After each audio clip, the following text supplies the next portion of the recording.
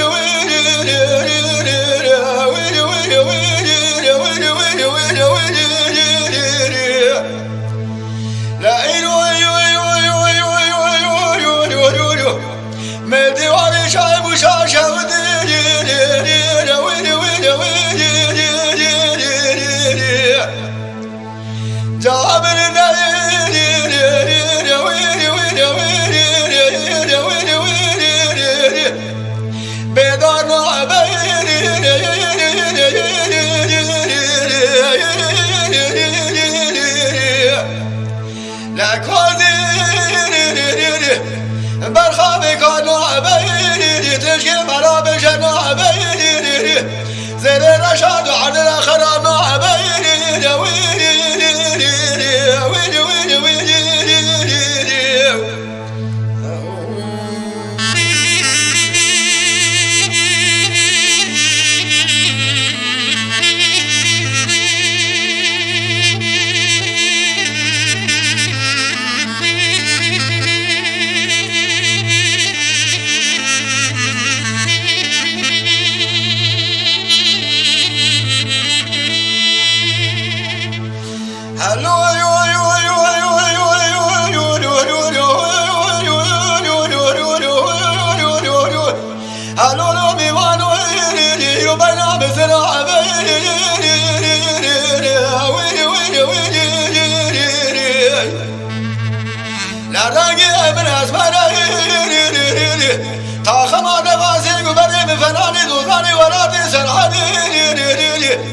سراسبی قد خیمی ها چگاه قراغی تو شکو سراوی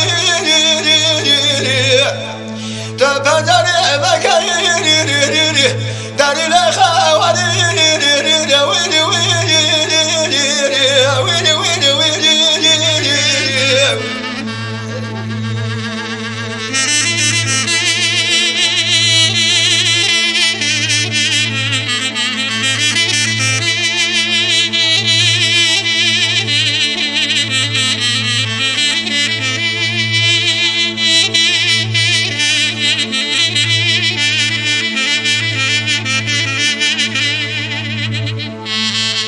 از شرای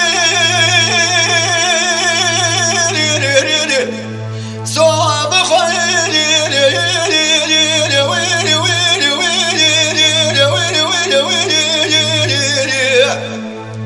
شو شوارده حدود حرم جوابش کردی حاکم لامان و سر واقع قرار بکردی تو دارا چه نابنا جبره و علمه